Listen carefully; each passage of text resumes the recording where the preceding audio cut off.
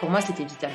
Je devais reprendre pour ma propre survie psychologique. Vraiment, j'en étais vraiment arrivée là. Je savais qu'à travers le sport en général, les sports de combat, ce serait un tremplin pour me permettre de rebondir et de sortir de là, en fait. Bienvenue sur Tout un sport. Michael Phelps qui est en train d'écrire l'histoire. Vous l'avez fait les garçons. Vous êtes des géants. C'est la dernière mêlée. Allez, on touche. La libération est là.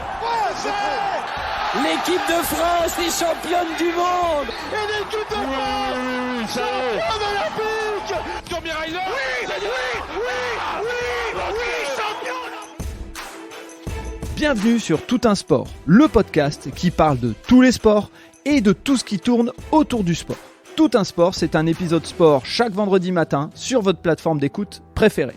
Avant de démarrer l'épisode, je voudrais remercier SSM Academy, notre partenaire sur ce podcast. Il propose des formations pour accompagner les sportifs et sportifs de haut niveau à développer leur image. Pour en savoir plus, rendez-vous sur les notes du podcast. N'hésitez pas à partager cet épisode et à vous abonner sur nos réseaux sociaux, Instagram et Facebook, pour vivre le sport chaque jour.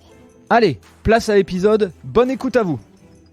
Et donc bienvenue à toutes et à tous, on est sur le podcast Tout un sport et aujourd'hui on va parler d'un sport dont on n'a pas encore parlé, qui est la savate boxe française, et je suis avec Rim Ridan, qui est triple championne du monde et double championne d'Europe. Bonjour Rim. Bonjour. Et merci. Alors, Vas-y, dis-moi.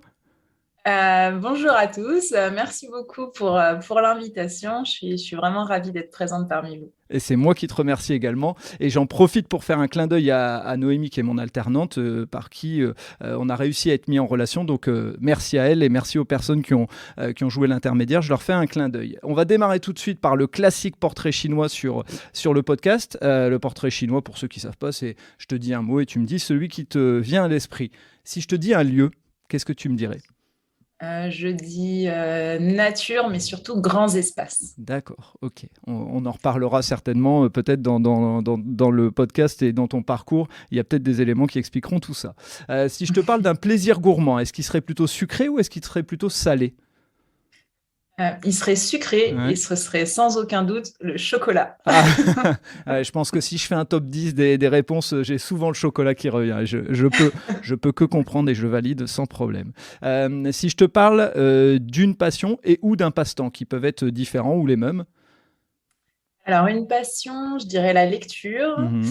Ou non, plutôt un passe-temps, je dirais la lecture. Ouais. Et une passion, je dirais les neurosciences. Ok, on va en parler ça forcément, c'est sûr et certain. Ma dernière question du portrait chinois, si je te parle d'une personne ou d'une personnalité qui compte, qui t'a inspiré ou qui a compté, et si tu veux en dire plusieurs, t'hésites pas, tu me dirais qui ? Alors, personnalité, pas forcément. Par contre, personne qui m'a inspirée, évidemment, sans hésiter, ma maman, qui a vraiment été un modèle et qui est un exemple pour moi de force. Et puis, tous mes coachs. Okay. Tous mes coachs qui m'ont accompagnée pendant tout mon parcours et qui ont toujours été présents, mais je pense aussi qu'on en reparlera. Oui, bien sûr, ça c'est sûr qu'on va en parler. Avant de rentrer dans ton parcours et de parler de ton sport et puis de tout ce qui a jalonné les différentes étapes de ta carrière, je voudrais te poser deux questions. La première, c'est si tu devais me parler d'un souvenir de sport en tant que spectatrice, un souvenir, une émotion, quelque chose que tu as vu et tu as dit « Waouh, ça c'est un de mes grands souvenirs de sport ».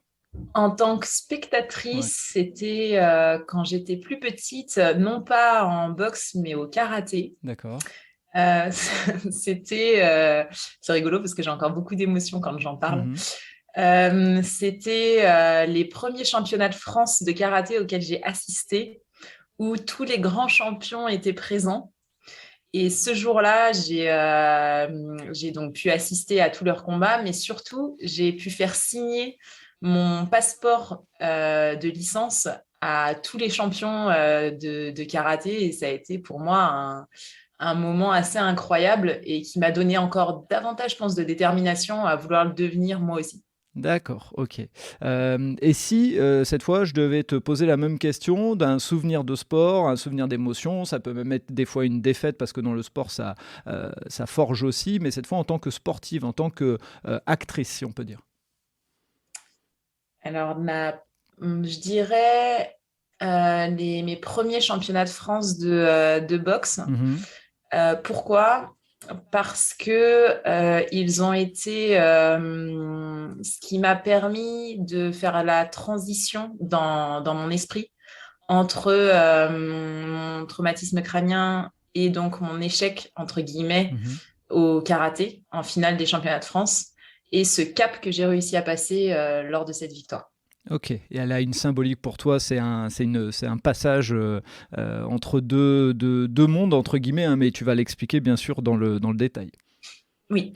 Alors l'idée c'est que logiquement d'habitude dans le podcast je dis allez on est parti, on va te laisser raconter le parcours, mais moi il y a un point qui me paraît important, c'est de faire un éclairage sur la différence entre la boxe française et puis il y a le côté savate et non savate et la boxe anglaise. Je pense qu'il y a pas mal de confusion et je trouve que c'est toujours bien que ce soit un sportif ou une sportive qui pratique le sport qui l'explique pour que les auditeurs et les auditrices ne confondent pas. Donc si tu peux nous faire un petit éclairage sur les différences qui existent. Alors, la différence entre la boxe française et la boxe anglaise, alors il y en a plusieurs. La première, évidemment, c'est qu'en boxe anglaise, on a uniquement les poings, alors qu'en boxe française, on a les pieds et les poings. En boxe française comme en boxe anglaise, on a des chaussures, mais les déplacements ne sont pas les mêmes et surtout les appuis ne sont pas les mêmes. Parce que puisqu'on doit déclencher les pieds en boxe française, on ne peut pas être aussi ancré au sol qu'en boxe anglaise, où on se déplace vraiment avec des gros appuis au sol pour pouvoir déclencher ses points, alors qu'en boxe française, on est beaucoup plus fluide au niveau des appuis des jambes pour pouvoir déclencher justement des enchaînements pied-point et point-pied. Ça, c'est les grosses différences. Et après, les stratégies ne sont pas les mêmes, et la distance n'est pas la même, puisque en boxe française, on a que les poings et en boxe anglaise, on n'a que les poings et en boxe française, on a les pieds et les poings. Forcément, les stratégies à adopter sont différentes. Ok, voilà. D'accord. Et tu nous expliqueras dans ton parcours aussi qu'il y a, j'ai lu des nuances entre l'assaut, le combat, mais ça tu l'expliqueras dans ton déroulé. Écoute, maintenant c'est le moment où je vais te laisser nous expliquer un petit peu quel a été ton parcours, qu'est-ce qui t'a amené de petite fille à aller d'abord vers le karaté, tu en as touché un ou deux mots, et puis ensuite basculer sur la savate boxe française qui t'a amené à devenir triple championne du monde. Alors moi, j'ai commencé le karaté à l'âge de 6 ans pour faire comme mes grands frères. Parce que finalement, c'était lors de la visite médicale pour l'inscription de mes deux grands frères au karaté. J'étais présente ce jour-là. Et dans la salle d'attente, j'ai dit à ma mère, mais moi aussi, je veux. Et à ce moment-là, elle a été un peu surprise. Elle m'a dit, mais non, toi, tu vas pas faire du karaté, tu feras autre chose pour les filles, de la gym, de la danse. Et j'ai insisté en lui expliquant que je voulais absolument me mettre au karaté. Et tout a commencé à ce moment-là. Ensuite, j'ai performé pendant toute ma carrière au karaté jusqu'à mes 17 ans. Et alors, c'était vraiment une passion. Je voulais devenir championne du monde de karaté. C'est pour ça que c'est assez drôle.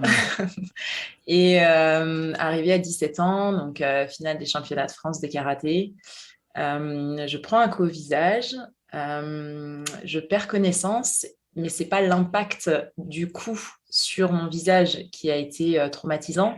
Ça a été la chute parce que ma tête, en fait, a tapé contre le parquet. Et donc, traumatisme crânien, je me suis retrouvée à l'hôpital. Et à ce moment-là, les neurochirurgiens me disent, écoute Rim, aujourd'hui, tu dois arrêter les sports de combat parce que au mieux, tu finiras dans un fauteuil et au pire, tu en resteras là. Wow. Donc, pour moi, ça a été vraiment un choc dans les deux sens du terme. Puisque c'était tout mon monde qui s'écroulait et je ne vivais que pour le karaté. Voilà, mon avenir pour moi était tracé par cette victoire au championnat du monde de karaté. Et dis-moi, je très me difficile. permets juste par rapport à la situation qui est arrivée. Pour moi, j'avais, et c'est là où tu vas me l'expliquer, mais je pensais que le karaté, il y avait quand même une sorte de tapis sur lequel tu combattais. Et là, comme tu dis, c'est pas le choc du coup, c'est le choc avec ton visage sur le parquet. Vous étiez dans une salle où il n'y avait pas de tapis en fait. Non, pas du tout. On était en fait sur le tatami, mais j'étais sur un bord du tatami. Ah, ok. Et en étant sur le bord du tatami, au moment où j'ai pris le coup, eh bien, je suis tombée en Ouais. dehors du tatami. Ok, d'accord, ouais, je Voilà. comprends mieux. Je comprends mieux alors. Très bien. Ok, et donc là, on t'annonce que tout ton monde s'écroule en fait. J'avais lu que tu voulais, en plus, tu avais une vocation, tu voulais devenir prof de PS depuis longtemps. Oui, oui, depuis la sixième, donc depuis mes 11 ans, je voulais devenir prof de PS. C'était vraiment, pour moi, c'était une vocation. Je ne voyais vraiment que par le sport à ce moment-là. Toute ma vie tournait autour du sport. J'étais vraiment, je vivais à travers le sport en fait. Voilà, tant au niveau de mes rêves de devenir prof de PS que ceux pour devenir championne du monde de karaté. Ok. Et donc oui, ce jour-là, quand on m'a annoncé que je devais arrêter le sport et les sports de combat, ça a vraiment été un traumatisme psychologique suite à un traumatisme physique en fait. Et comment tu as été accompagné pour ça? Est-ce que tu as été accompagné déjà pour ça? Parce que si tu avais créé tout un monde autour, que tu avais des objectifs bien fixés, quand on t'annonce ça, c'est un choc, comme tu viens de le faire le parallèle, aussi impactant que le physique, quoi. Alors, on est accompagné médicalement, Mhm. mais malheureusement, on n'est pas accompagné psychologiquement. Ok. On n'est pas accompagné psychologiquement pour plusieurs raisons, tout simplement parce que on fonctionne pas tous de la même manière. Mhm. Et lorsque j'étais plus jeune, donc à l'âge de 17 ans, déjà, on est en construction sociale, Mhm. on est vraiment en construction identitaire également. Donc, on a du mal en fait à se livrer, à faire confiance. Voilà, on a un tempérament qui est propre à celui d'un enfant de 17 ans. Donc, on cache certaines choses.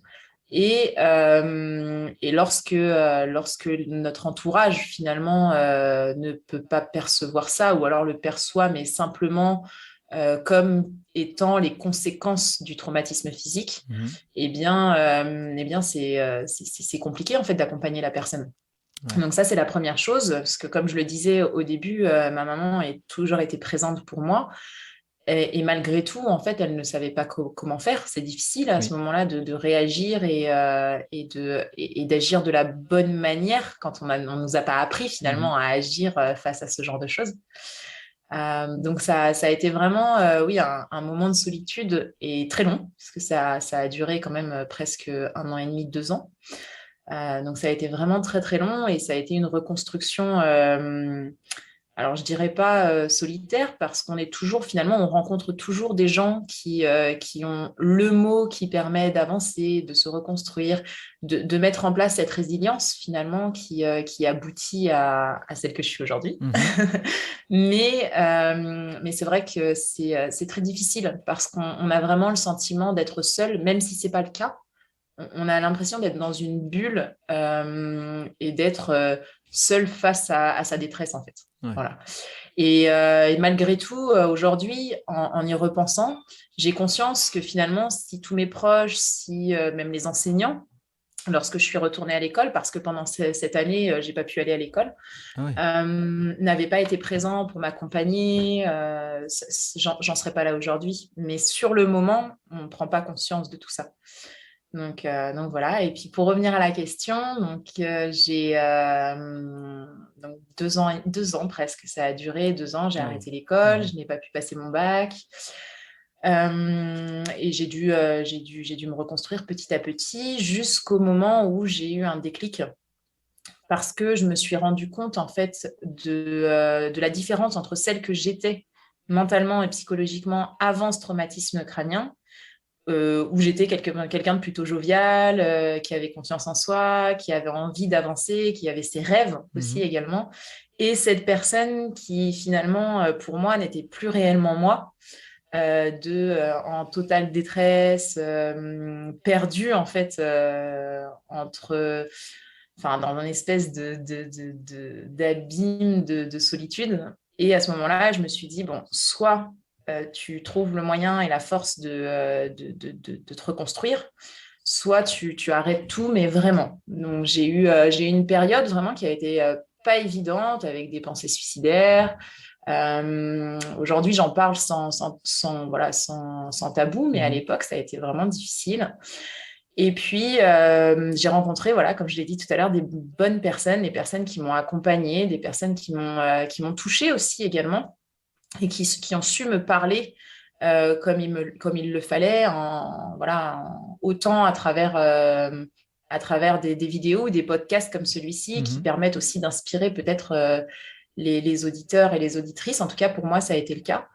À l'époque, ça a été notamment un prof de PS qui a su m'inspirer. Et puis ma famille, mes grands frères qui étaient loin à cause des études, mais qui étaient présents quand j'en avais besoin. Et lorsque j'ai su qu'il fallait parler, eh bien, ils étaient présents pour m'écouter. Donc ça a vraiment fait la différence, au point d'avoir repris les bancs de l'école, repasser mon bac, et puis finalement obtenir mon bac et rentrer en STAPS, comme je l'avais toujours voulu pour devenir prof de PS. Et quand tu rentres en STAPS, tu n'as à ce moment-là pas de pratique sportive puisque tu n'as pas pu reprendre, ou alors t'as déjà remis un pied dans la boxe? T'as déjà mis Alors, un pied, je n'avais pas commencé la boxe. Je sortais vraiment du karaté et je ne connaissais même pas en fait la boxe française. Donc oui, je suis rentrée en STAPS et alors je crois pas du tout au hasard. Je pense que rien n'arrive par hasard. J'en ai la conviction, et que tout se met en place petit à petit en fonction de nos choix et des conséquences de nos choix. Et à ce moment précis, en rentrant en STAPS, on devait choisir une spécialité. Et finalement, dans toutes les spécialités de sport qu'il y avait, aucune ne me plaisait. Et la seule qui se rapprochait du karaté, c'était la boxe française. Okay. Donc, je me suis orientée en boxe française en me disant, on verra, advienne que pourra. Et j'ai commencé comme ça la boxe française d'abord donc, à l'université. À ce moment-là, j'ai rencontré la première personne qui m'a réellement accompagnée durant ce parcours pugilistique, donc pour la boxe. C'était Franck Le Goff, qui était mon prof de boxe en STAPS, mais aussi dans d'autres matières. Et qui a décelé finalement un potentiel, et qui n'a pas voulu me lâcher. Voilà, pourtant, je n'étais pas très assidue à ce moment-là, parce que la seule chose qui m'importait était le karaté. Je voulais reprendre le karaté encore pendant cette période-là, cette transition d'1 an. Et pourtant, il a été présent, il m'a soutenu, il n'a rien lâché, il a été très patient. Il connaissait ton histoire, cet entraîneur ? Alors non, il connaissait. En fait, personne connaissait mon histoire. Okay. J'en ai jamais parlé. J'en ai jamais parlé autour de moi en STAPS. J'ai commencé à en parler en faisant des conférences, et quand j'ai repris vraiment confiance en moi et que j'ai évolué dans le monde professionnel. Mais avant cela, durant toute ma période de STAPS, mis à part mes proches, personne n'est au courant de mon histoire. D'accord. Et puis, ce n'était pas quelque chose que j'avais envie de mettre en avant, parce que je ne voulais pas ressentir à travers le regard des gens une quelconque pitié ou compassion. Je voulais évoluer et grandir parce que je le méritais, et non pas parce que j'avais le sentiment que on voulait m'aider pour X raisons. Okay. Voilà, ça c'était encore une manière de penser de l'époque, avec toutes les croyances qu'on a finalement quand on est plus jeune. Donc lui a été vraiment présent, et c'est, je pense, grâce à lui que cette bascule s'est faite également, parce que ça m'a permis de percevoir les choses et la vie différemment. Et notamment grâce au fait que, par le biais d'une phrase d'ailleurs, qui a tout changé. Un jour, il m'a dit « Rim, tu as été une de mes plus grandes déceptions.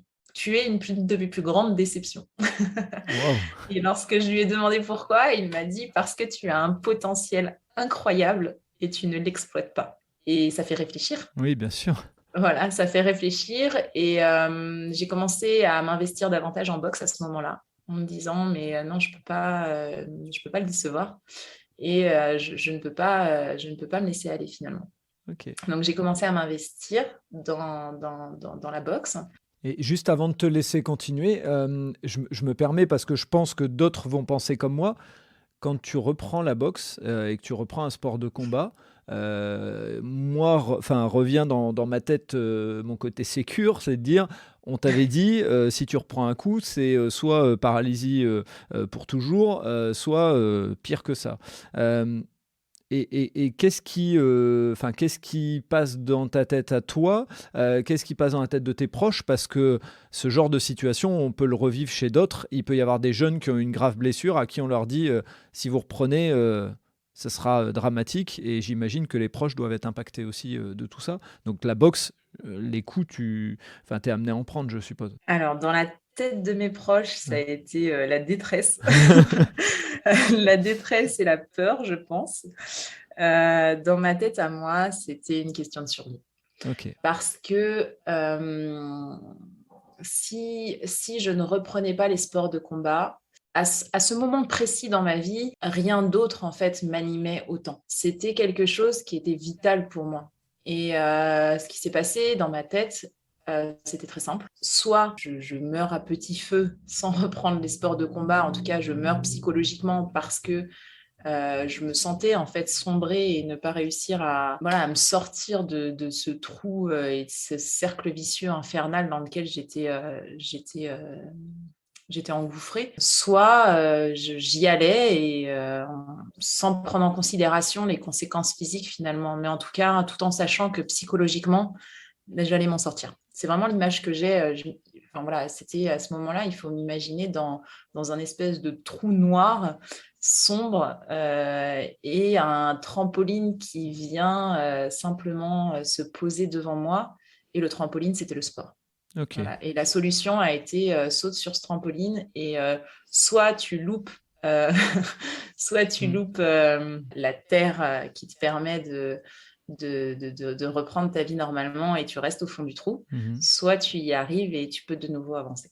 Voilà. Okay. C'est vraiment ce qui se passait dans ma tête à ce moment-là. C'est très bien expliqué. Et qu'est-ce qui fait que, je suppose que la phrase de ton entraîneur à ce moment-là, de ton prof, tu es une de mes plus grandes déceptions, t'anime et te fait avancer, et c'est ce qui t'amène vers une pratique plus intensive et plus sérieuse, et donc vers des premiers résultats? Alors, c'est pas vraiment le fait qu'ils me disent que j'étais l'une de ses plus grandes déceptions, c'était plutôt le fait de me dire que j'étais l'une de ses plus grandes déceptions parce qu'il voyait ce potentiel en moi qui n'était pas exploité. Et c'est vraiment ça, en fait, qui m'a boostée. Qui m'a boostée parce que à ce moment-là, je me suis dit, quelqu'un croit en moi, en fait.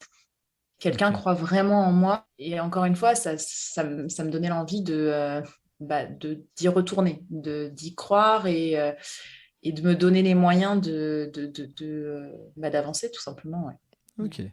Ok, donc c'est ce que tu mets en lumière, et c'est important de l'entendre pour tous les gens qui peuvent écouter le podcast, qu'ils soient sportifs ou accompagnants de sportifs, c'est que c'est pas le fait qu'il t'ait dit une phrase négative. Ce qui ressort chez toi, c'est vraiment le fait de dire il y a quelqu'un qui me dit que j'ai du potentiel. Pourtant, il le dit sous une forme un peu négative au démarrage, mais toi, tu retiens que le positif, c'est-à-dire que tu prends la confiance en soi qui t'a envoyé. Je pense que dans la vie, en fait, tout se passe toujours de cette manière. C'est-à-dire que lorsqu'une situation survient, on peut l'apercevoir de deux manières.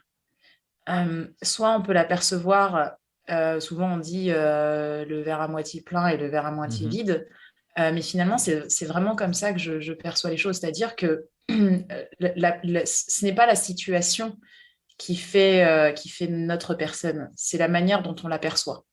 On peut simplement choisir de la percevoir positivement ou simplement choisir de la percevoir négativement.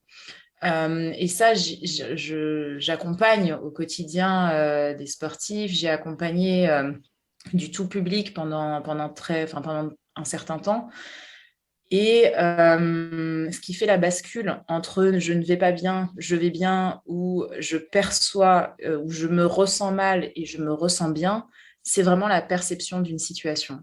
Pour donner un exemple très simple, le matin, vous pouvez vous lever, c'est souvent d'ailleurs l'exemple que je donne, le matin, on peut se lever en étant fatigué et en ayant le sentiment que rien ne va dans sa journée. On fait tomber du café sur soi, ça ne va pas, on arrive en retard, ça ne va pas, on se dispute avec telle personne, ça ne va pas. Ou alors se lever le matin en partant du principe que on a envie de voir et percevoir les bons moments de la vie, auquel cas on fait tomber du café sur soi, mais finalement, à côté de cette tasse de café qui se renverse, peut-être qu'il y a d'autres choses positives sur lesquelles on peut finalement détourner son attention, et ça ne reste qu'une tasse de café. Voilà. Ouais, tu as raison. Et c'est souvent, en fait, ce que je perçois, en tout cas, quand j'accompagne les gens, on reste trop souvent focalisé sur des situations qui, objectivement, ne sont pas réellement impactantes, mais on choisit de les considérer comme l'étant parce que, pour X raisons d'ailleurs, par peur, par facilité ou pour d'autres raisons en fonction des cas particuliers. Mais voilà, j'ai le sentiment en tout cas, et cet exemple de phrase est vraiment une bonne illustration, je trouve, entre c'est l'une de mes plus grandes déceptions, qui est le « je fais tomber ma tasse de café » ou parce que tu as un potentiel que tu n'exploites pas, qui est le reste de la situation. Finalement, eh bien, on peut choisir de tourner son attention vers telle ou telle direction. Et ça, c'est simplement un choix, en fait. Okay. Et voilà, moi, j'ai fait le choix de prendre en considération le fait qu'il voyait mon potentiel. Et ça m'a permis d'avancer et d'en être encore une fois aujourd'hui là où j'en suis. D'accord, donc ton premier, et merci pour cet éclairage, parce que je te rejoins à 3000% là-dessus. C'est vrai dans le sport, comme dans le monde de l'entreprise, comme dans la manière de voir les choses, même quand on n'est pas juste dans ses études, par exemple. Hein. Enfin, vraiment, tout ça, je le partage avec toi. Ton premier vrai résultat en boxe, celui qui peut-être est un déterminant, ou même, tu me diras si c'est la suite, mais tu es championne universitaire en 2014, si je ne me trompe pas. Et est-ce que c'est celui-là qui est le déterminant, ou c'est celui où tu es pour la première fois championne de France en 2015 ? Bizarrement, c'est ni l'un ni l'autre. D'accord. Celui qui a été vraiment déterminant, ça a été en 2013. D'accord. Lorsque j'ai fait vice-championne de France universitaire. Ok, celui-là je l'avais Parce qu'à ce moment précis, c'est pas ce titre de vice-championne en fait, c'est de me dire que je n'étais pas championne, mais que j'en avais le potentiel. Parce que c'était mes premiers championnats, je découvrais la boxe, ça faisait vraiment 3 ans que je boxais. Je boxais, enfin, à ce moment-là, j'ai boxé contre des filles qui, elles, boxaient en fédéral, donc c'est-à-dire qui avaient une licence en club, chose que moi, je n'avais pas, puisque j'avais simplement une licence en universitaire. Et j'ai battu des filles qui boxaient en fédéral. Voilà. Et lorsque j'ai fait vice, beaucoup de personnes pourraient se dire « mais c'est génial d'être vice-championne de France universitaire ». Non, moi, ça ne me suffisait pas. Moi, je voulais devenir championne. Okay. Et en fait, c'est suite à cette place de vice qui, pour moi, a été un échec, que je me suis relancée en me disant « l'année prochaine, je gagnerai ce titre ». Et donc, quand je me suis relancée l'année suivante sur les championnats de France 2014 et j'ai gagné ce titre, c'était un aboutissement dans le sens où voilà, je devais gagner ce titre parce que l'année précédente, ce n'était pas le cas. Voilà. Et est-ce que tu fais partie de ces gens, parce que je sens une vraie détermination dans ce que tu me dis à plusieurs reprises, c'est qu'il y a des gens comme ça, alors, dis-moi si c'est le cas, mais est-ce que tu étais contente quand c'est arrivé, ou tu t'es dit c'est normal, je m'étais parce que des fois on perçoit chez le sportif en disant mais il a même pas l'air content, mais en fait c'est parce que la personne se dit c'était tellement évident dans ma tête que au fond c'est normal que je l'ai. Est-ce que tu fais partie de ces personnes-là ? En fait c'était c'était ça ne pouvait pas en être autrement, dans le sens où Je m'étais tellement préparée et j'avais tellement cette hargne de vouloir. En fait, quelque part, je pense que c'était aussi une revanche suite à ce traumatisme crânien et cette défaite au championnat de France de karaté. Pas vice une nouvelle fois, en fait. Pas vice-championne une deuxième fois, ou une troisième fois. C'était pas possible dans ma tête. C'était, voilà, je devais gagner. Et oui, c'était presque déjà fait, ouais, bien sûr. Ouais. Ok.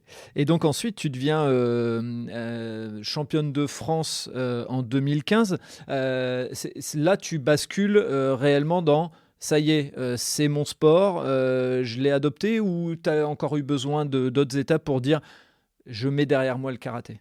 Alors en fait, c'était l'année de mon CAPEPS, donc pour devenir mon concours pour devenir prof de PS. C'était la même année, 2013-2014, quand j'ai gagné les championnats de France universitaires. Il y a eu cette bascule aussi parce que je suis devenue prof. Donc je rentrais dans le monde professionnel. Et ça a été pour moi un aboutissement parce que ça y est, j'avais obtenu l'une des choses et j'avais atteint l'un de mes objectifs. Depuis que j'avais 11 ans, je voulais devenir prof de PS et aujourd'hui, je l'étais. Et ça a été un moment assez incroyable dans ma vie parce que voilà, c'était encore une fois une revanche. Parce que pour plusieurs raisons, on m'avait expliqué que je ne pouvais pas devenir prof de PS avec un bac littéraire parce que suite à mon trauma crânien, j'avais fait un bac littéraire. Que je ne pouvais pas y arriver parce que pour X raisons. Et ça a été cet acharnement et cette obstination à me dire, vous me dites que je n'y arriverai pas, eh bien j'y arriverai. Donc ça a été vraiment quelque chose de très important et ça a été une bascule parce qu'il y a eu une prise de conscience et une prise de confiance. Voilà. Et quand je me suis donc en parallèle inscrite en fédéral, après l'obtention de mon diplôme de prof, eh bien, non seulement j'étais devenue championne de France universitaire, mais en plus j'étais devenue prof, donc il y avait vraiment cette confiance. Lorsque je me suis inscrite en fédéral, j'ai terminé championne et ce qui a fait la différence, ça a été l'accompagnement. Et donc, ce premier coach, ce deuxième coach, si on compte Franck qui était en STAPS, mais le premier coach de fédéral, qui a été Thierry Bockel à Nantes, au club de la NBF à Nantes, qui m'a aidé à reprendre toutes les bases de la boxe française et puis surtout adapter ma boxe au milieu fédéral. Et ça a vraiment fait la différence parce que, encore une fois, une nouvelle personne croyait en moi et m'aider à avancer, m'a accompagnée et c'était simplement la suite logique en fait. Voilà. Et j'avais cette conviction que tout était possible parce que ça ne pouvait pas en être autrement. Si j'avais réussi à devenir prof de PS, si j'avais réussi à devenir championne de France universitaire, il n'y avait absolument aucune raison pour que je ne devienne pas championne de France fédérale. Voilà. Et d'autant plus si j'étais bien accompagnée, ce qui était le cas à ce moment-là. Donc, c'était une évidence, en fait, pour moi. C'était vraiment... ça ne pouvait pas en être autrement. Donc, je me suis accrochée à ça.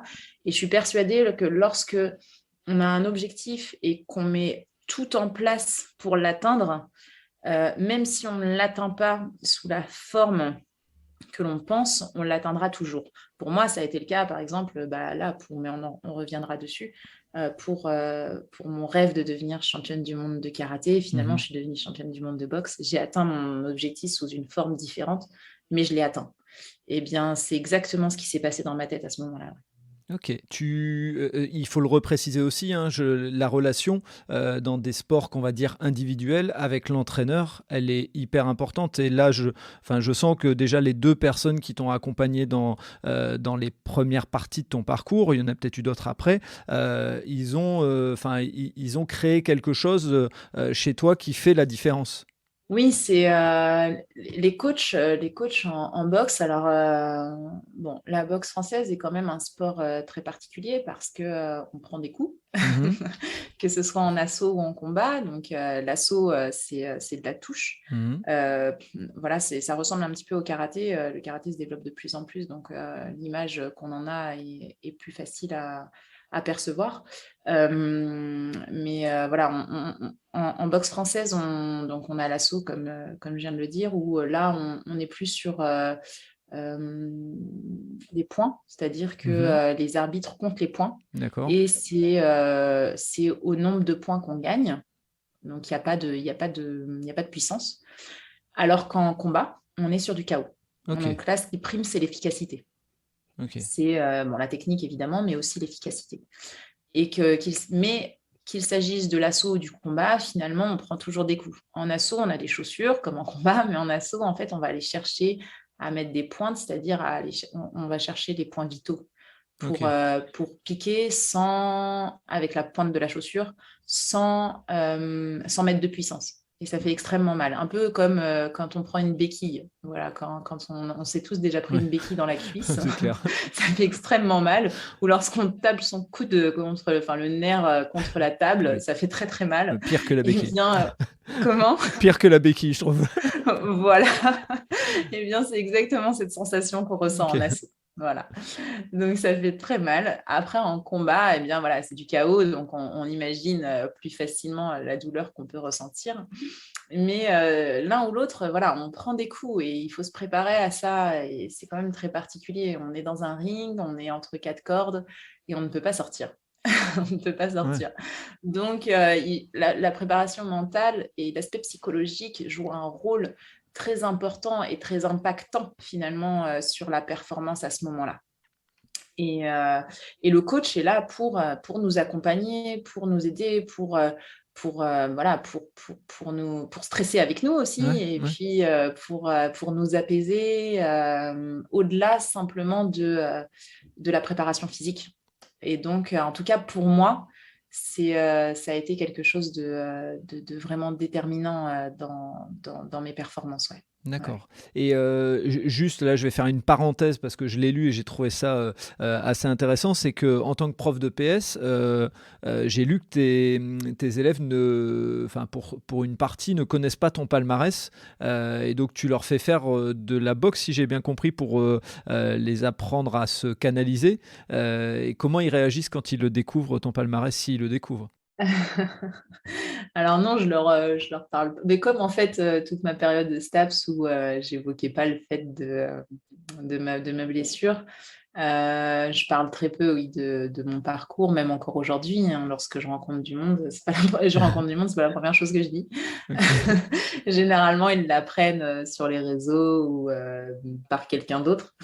Et mes élèves sont toujours très fiers, en fait. Voilà. Okay. Et ce qui est marrant, c'est cette bascule entre elle est juste, je mets beaucoup de guillemets, juste prof de PS et elle est championne du monde de boxe. Ils perçoivent la chose sous une autre dimension et la perception et surtout l'attention qu'ils mettent dans les paroles et dans leur engagement est totalement différent. Mais ce qui est assez drôle, c'est que c'est le cas aussi bien avec les enfants qu'avec les adultes. Pourquoi ? Parce que lorsque, par exemple, j'accompagne en conférence, en séminaire ou en développement personnel ou autre, eh bien, lorsque les gens ne connaissent pas mon parcours et que je viens en tant qu'intervenante, ils me perçoivent comme une intervenante. Et lorsqu'ils apprennent que je suis 3 fois championne du monde de boxe, que voilà, j'ai un cursus en STAPS, en neurosciences, etc., eh bien, je perçois vraiment une bascule et un intérêt et un engouement totalement différent quant à ce que je dis et à la manière dont je le dis, en fait. Et c'est assez drôle, en fait, de percevoir ce changement de perception. Et on en revient, je trouve que c'est un beau parallèle avec ce qu'on expliquait tout à l'heure par rapport à le verre à moitié plein et le verre à moitié vide. C'est-à-dire que ce n'est pas la situation qui change, mais c'est la perception qu'on s'en fait. C'est vrai.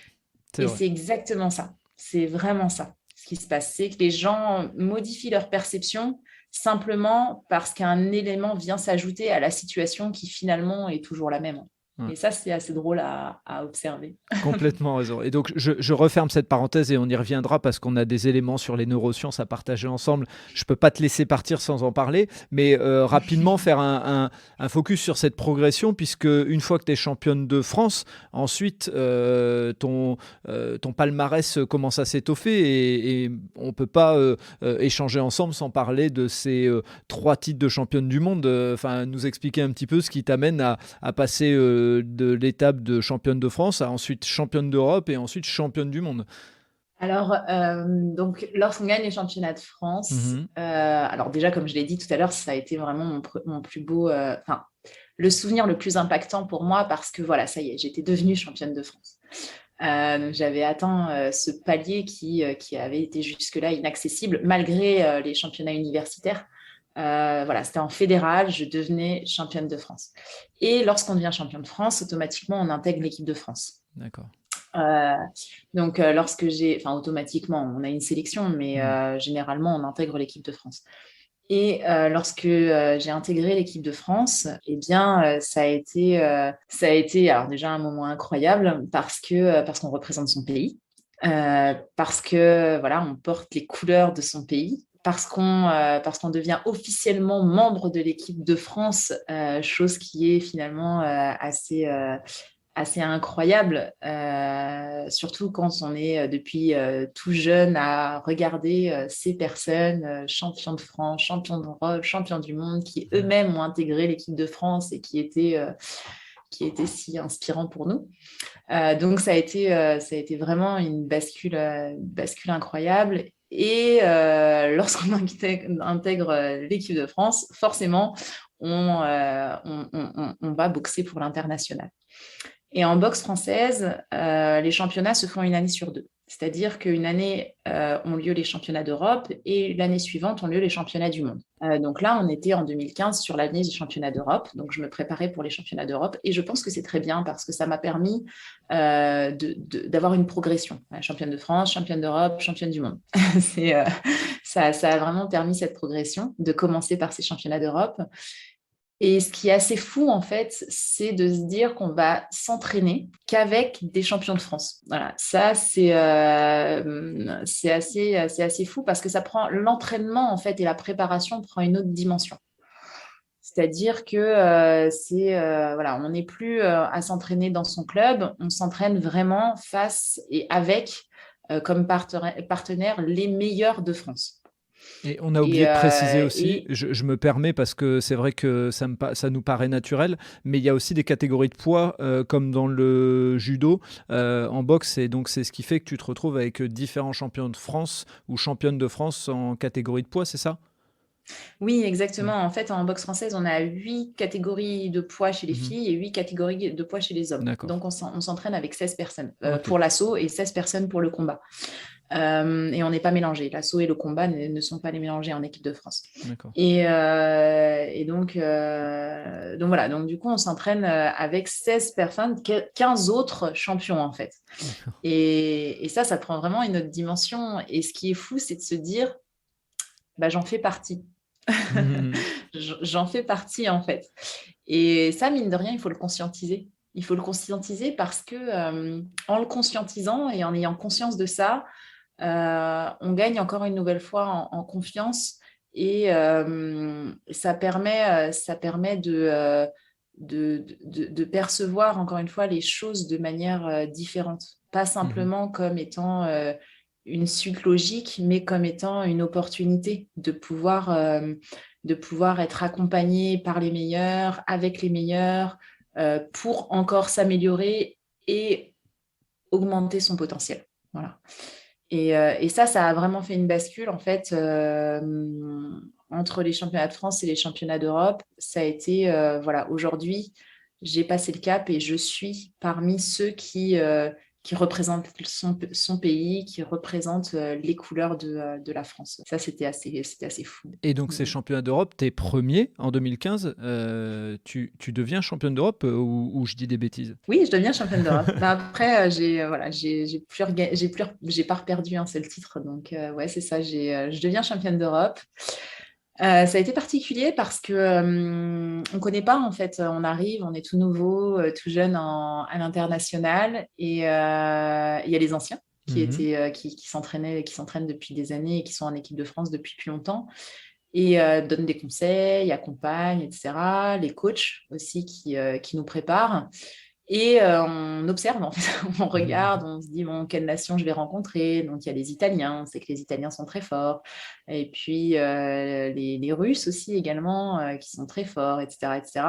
Et on se dit que finalement, on va devoir boxer d'une manière différente parce que à l'international, en fait, il n'y a pas cette différence entre assaut et combat.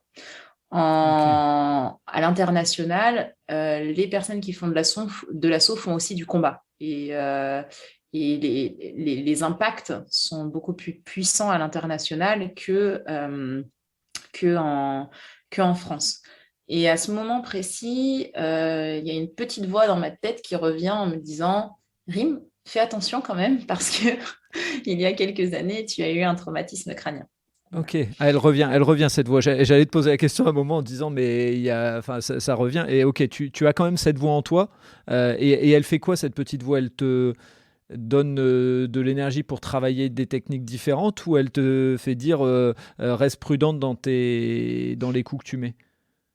En fait, elle est revenue et c'est pour ça aussi que pour moi, ça a été une bascule et un tournant dans ma vie de m'intéresser à la préparation mentale et d'accompagner les gens en préparation mentale, parce que ça m'a permis de faire et d'accompagner d'une manière différente de celle dont j'ai été accompagnée à ce moment précis. C'est pour ça que j'en parle. C'est parce que ce qui s'est passé, c'est que comme je l'ai dit, on nous prépare à l'international, tant aussi bien au niveau des coachs qu'au niveau des autres athlètes. Et la première chose qu'on m'a dit, c'est « Rim, fais attention, tu vas tomber contre une Russe, et la Russe tape fort. » Et donc, à ce moment-là, cette voix arrive parce qu'il y a de l'inquiétude, chose qu'il n'y aurait pas eu si j'avais été préparée différemment, en fait. Et pendant tout, je me souviens très bien que pendant tout le trajet et pendant toute cette phase avant cet assaut, c'était Rim, fais attention parce qu'elle cogne. Rim, fais attention parce qu'elle cogne. Et donc, à ce moment-là, j'ai ressenti un peu de stress. J'ai ressenti du stress en me disant, mais si jamais je prends un coup, qu'est-ce qui va se passer? Et finalement, quand je suis montée sur le ring, alors oui, c'est vrai, elle tapait fort, mais j'étais meilleure qu'elle. Donc, en fait, je pouvais travailler, je pouvais boxer de manière à ne pas recevoir ces coups. Okay. Et si on m'avait préparé plutôt sur ce champ-là, au lieu de me dire « elle tape fort », si on m'avait dit « Rim, t'es plus rapide qu'elle, garde tes distances, travaille plus en fluidité, etc., etc., etc. », eh bien, j'aurais perçu les choses différemment, je pense. Et ce qui a fait la différence, c'est qu'à ce moment-là, mes deux coachs, donc, parce qu'entre les championnats de France et les championnats d'Europe, mes coachs sont venus, en fait, aux championnats d'Europe, et eux ont trouvé ces mots-là.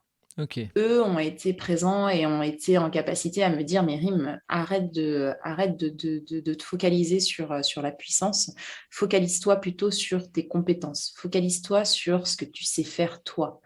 Et c'est ce qui a fait la différence lors de cette rencontre.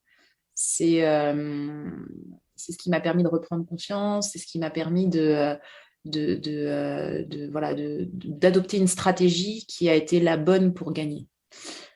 Pourquoi je dis ça? Parce que vraiment, c'est important si jamais il y a des auditeurs qui sont coachs peut-être, qui accompagnent, ou même des accompagnateurs de chefs d'entreprise, ou encore une fois, ce qui est important, c'est de focaliser sur les points forts.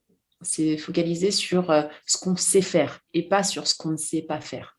Ce qu'on ne sait pas faire, eh bien, on l'améliore quand c'est le moment de l'améliorer. pas quand l'échéance arrive, c'est trop tard. Oui. Donc voilà, c'est ce qui a fait la différence vraiment pour moi sur ces championnats. Ouais. Ok. Et donc, comme il y a plein de sujets, on va essayer d'aller sur certains sujets qui me paraissent hyper intéressants te concernant et concernant ton sport. Donc, tu deviens championne d'Europe en 2015. Par rapport à tes proches, tu es devenue championne de France. Déjà, ils ont vu cette progression. Tu deviens championne d'Europe. Comment ils perçoivent ce nouveau palmarès de championne d'Europe, ensuite championne du monde? Comment, d'un point de vue global, ils voient ta progression? Bon, évidemment, ils sont fiers. Ils ont toujours été fiers. Ils ont toujours été très fiers de moi. Ils m'ont toujours accompagnée. Vraiment, ma famille a été et est toujours aujourd'hui d'ailleurs un soutien incroyable. C'est ceux qui ont toujours cru en moi, en fait. Peu importe ce qui se passait, peu importe les difficultés, peu importe. Quand j'ai perdu sur mes premiers championnats universitaires, ils étaient présents à me dire mais Rim, tu vas gagner. Et lorsque j'ai gagné, ils m'ont dit mais Rim, on est fiers de toi parce qu'on savait que tu allais gagner. Voilà.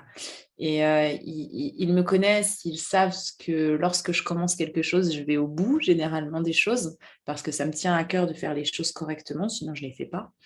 Et voilà, ils ont toujours été présents, ils sont un soutien incroyable pour moi. Ouais.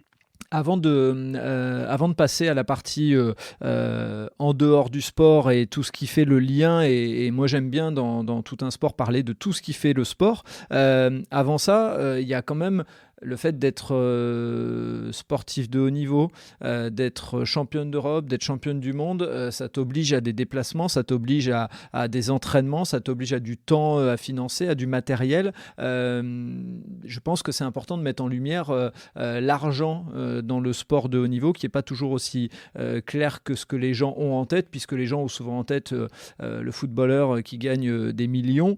C'est rarement le cas dans tous les autres sports de haut niveau. Comment ça se passe pour la boxe? Et toi, est-ce que tu devais payer ton entraîneur? Est-ce que c'est la Fédé qui paye parce que tu es championne? Enfin bref, nous donner un petit aperçu, une mise en lumière sur l'argent de ce sport, parce que souvent il vaut mieux en parler que de rien dire, pour justement, s'il y a des sponsors qui nous écoutent et qui veulent financer, why not?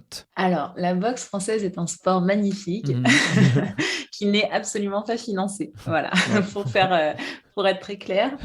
On paye notre licence. En fait, c'est un sport non olympique. Donc, tous les sports qui ne sont pas olympiques ne sont pas mis en lumière, même s'ils le méritent. Ce qui est dommage, d'ailleurs, en boxe française, c'est quand même un sport français. Bien sûr. Et pourtant, il n'est pas mis en lumière. Et il est difficile en fait de lui permettre de trouver sa place, parce qu'il y a tellement de boxe que c'est une boxe parmi tant d'autres, et la boxe anglaise est sport olympique, la boxe anglaise est très développée, la boxe anglaise est très médiatisée. Donc voilà, c'est vrai que c'est un sport qui n'est absolument pas médiatisé, ou très peu médiatisé, un petit peu plus. Ça commence à s'améliorer, et ça commence à être un petit peu plus mis en lumière, mais ça n'est pas un sport olympique. Et tant qu'un sport n'est pas olympique, eh bien, on ne peut pas parler de notion d'argent, en fait. Ouais, donc, voilà, on paye nos licences, on paye notre matériel, les déplacements, par contre, en équipe de France sont payés par la fédération. Voilà. Les entraînements, lorsqu'on a nos entraînements en équipe de France, on est payé par la fédération et on est remboursé sur les heures, le manque à gagner dû aux absences au travail. Mais on a très peu de primes, on ne peut pas vivre avec nos primes de performance. Voilà, c'est pas un sport, ce n'est pas un sport qui permet de vivre, pas du tout. C'est pour vous faites ce sport, tous les boxeurs de la boxe française, vous faites ce sport parce que vous aimez ce sport, pas pour vous enrichir, sinon vous feriez un autre sport. Exactement. Ok. On fait ce sport par passion et uniquement par passion. Et c'est bien, Voilà. et c'est bien de le redire. Moi, j'ai lu que donc à côté de ce fait-là, tu as une vie, donc tu es, on l'a entendu, prof de PS, mais tu fais plein d'autres choses et je me voyais pas faire ce podcast sans parler de tout ce que tu fais à côté. Tu enseignes l'entrepreneuriat à Angers, si je me trompe pas, hein, tu me dis si je dis des bêtises. Tu animes des conférences sur les neurosciences et ça m'intéresse, on en a parlé tout à l'heure. Tu formes aussi à l'hypnose. En plus de ça, j'ai vu que tu étais marraine d'une association et moi, tout ce qui est associatif, ça me tient toujours à cœur. Et j'ai vu que tu faisais aussi de la préparation mentale des joueurs de foot du Stade Malherbe de Caen. Donc, est-ce que tu peux nous parler un petit peu de ces conférences sur les neurosciences, parler peut-être un petit peu aussi de l'hypnose et de la préparation mentale, parce que les neurosciences, on en a parlé au début et c'est peut-être pas clair pour tout le monde. Donc, peut-être nous simplifier un petit peu la vision pour ceux qui ne maîtriseraient pas ce que sont les neurosciences. Alors, oui, je fais beaucoup de choses. Il y a beaucoup de choses. On se demande Il y a si tu beaucoup de- dors des fois même. Hein.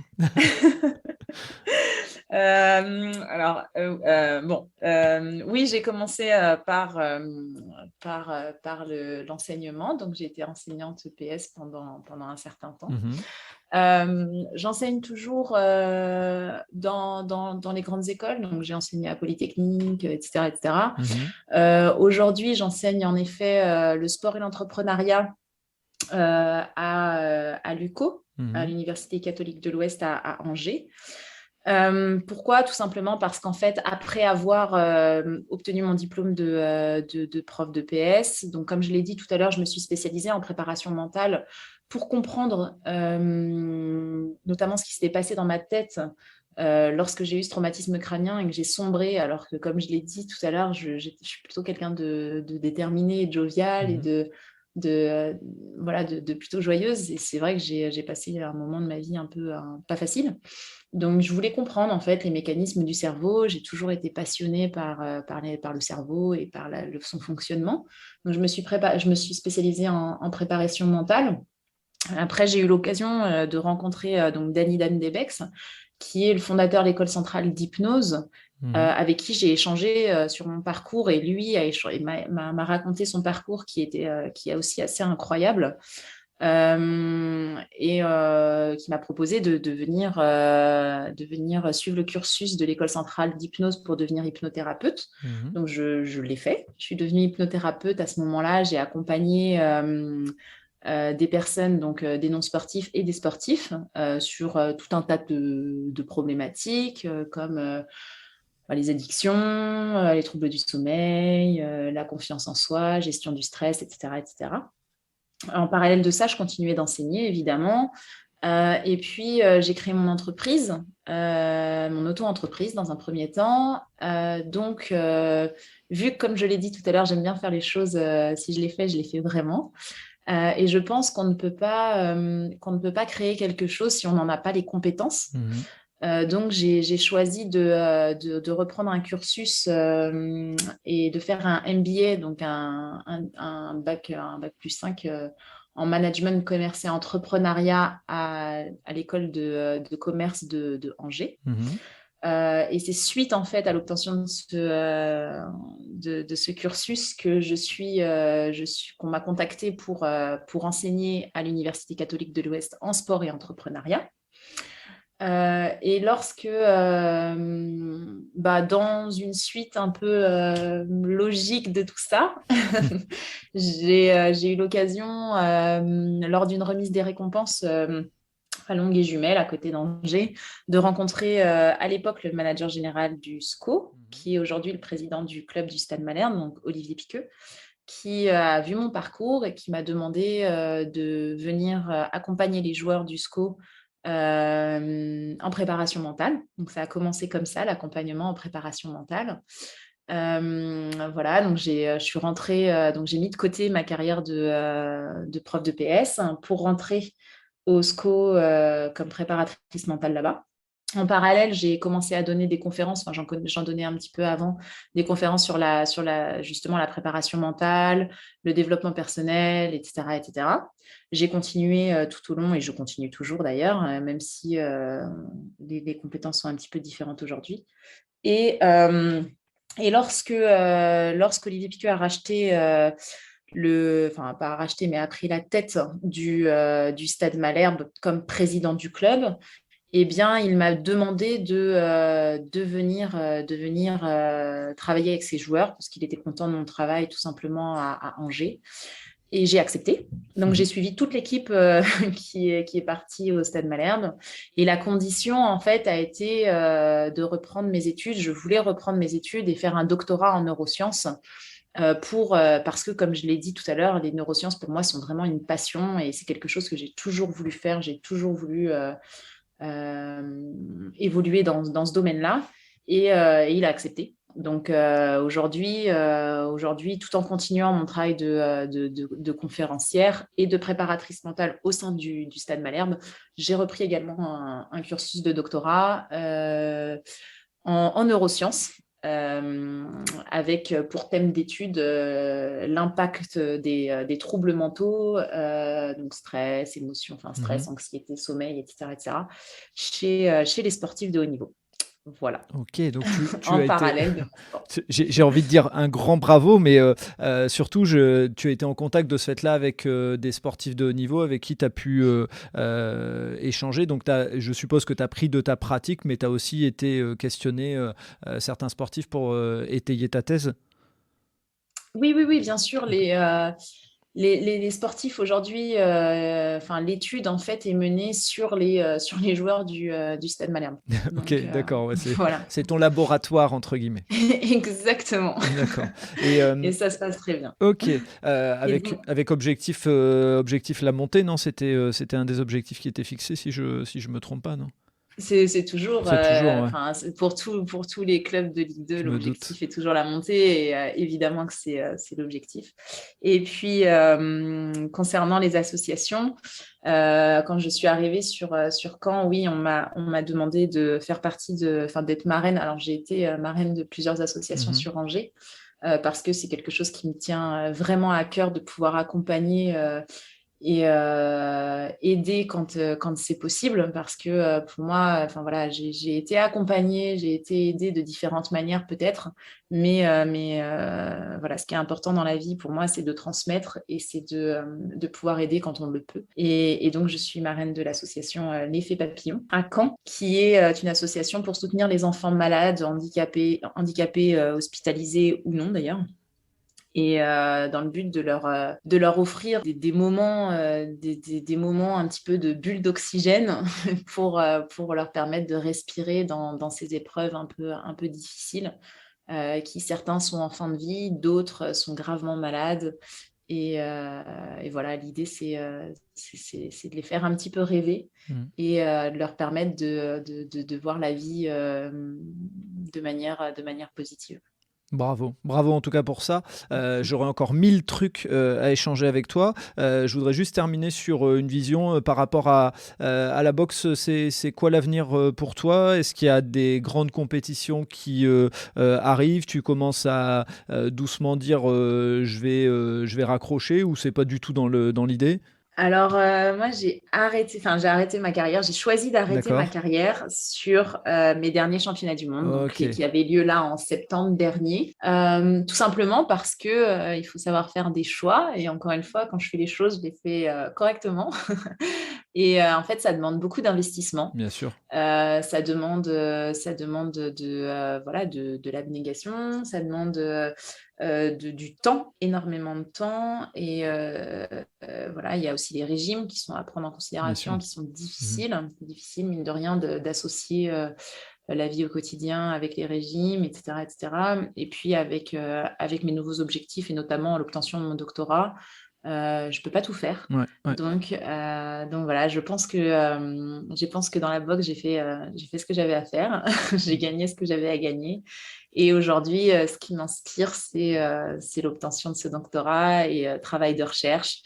Et évidemment, accompagner en conférence et transmettre en fait tout ce que j'apprends en séminaire et en conférence. Ouais. Ok, et il y a pour toi une idée d'un avenir dans la boxe en termes d'intervention, en termes de préparation mentale et tout ça, où tu te dis justement, j'ai donné beaucoup dans la boxe et je veux aller vers d'autres sports ou tu te laisses la porte ouverte? Alors aujourd'hui, je me dis que ce qui peut être intéressant, c'est justement de développer des études de recherche avec comme sujet de participants d'études des boxeurs, parce que je pense qu'il y a énormément de choses à faire dans ce milieu-là, sur la préparation mentale notamment.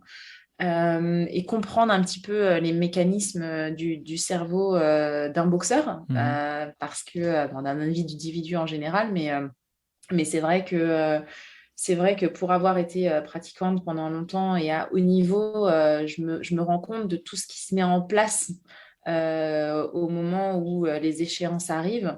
Et la difficulté à associer, encore une fois, sa vie personnelle, sa vie de sportif, les contraintes liées aux entraînements, les contraintes liées au régime, le stress de monter sur le ring, la relation au coach, la relation au partenaire, enfin bref, tout cet environnement. Et je pense que ça peut être intéressant, oui, de mettre en place une étude comme celle-ci. Et je continue d'accompagner certains sportifs quand je vois qu'ils sont vraiment en détresse, pour les aider à passer un cap. Mais voilà, c'est plus ma priorité d'accompagner directement en préparation mentale ou en hypnose aujourd'hui, bien que je le fasse quand on me le demande. Bien sûr, je me doute.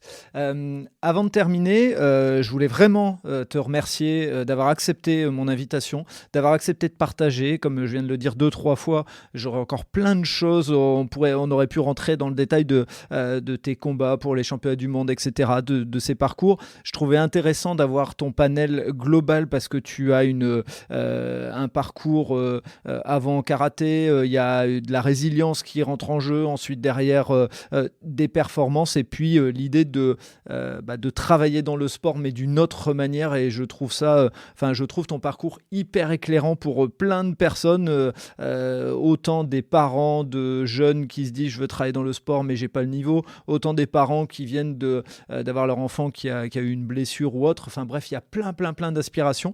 J'aurais aimé partager plus avec toi, mais à un moment il faut être aussi raisonnable, donc why not un retour sur le podcast à un moment pour venir expliquer d'autres choses et rentrer un peu plus sur les neurosciences, pourquoi pas, je serais preneur, mais vraiment je voulais te remercier avant de terminer. Écoute, merci à toi. Merci vraiment. Voilà, c'est vrai que c'est toujours très touchant d'entendre ce genre de choses. Je suis vraiment pleine de gratitude pour ces mots, donc merci. Et puis j'espère avoir pu inspirer et puis peut-être donner 2-3 clés à des personnes qui sont dans le besoin. Et c'est vrai que c'est exactement les raisons pour lesquelles j'accepte de témoigner et de participer au podcast.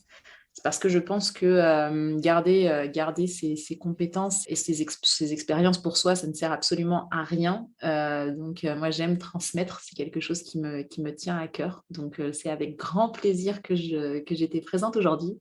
Et c'est avec grand plaisir que je le serai si jamais il y a une autre proposition par la suite. Bon, c'est top. Voilà. Merci beaucoup. Au plaisir.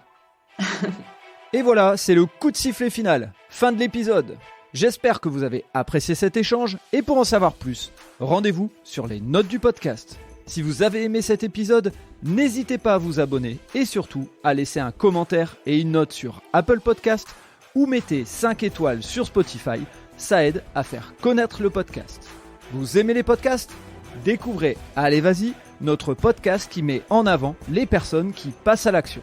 Et n'oubliez pas, allez jeter un œil sur notre nouveau projet, Votre histoire est un cadeau, sur Instagram ou Facebook. Je vous donne rendez-vous vendredi matin pour un prochain épisode de Tout un sport et à très vite sur nos réseaux sociaux.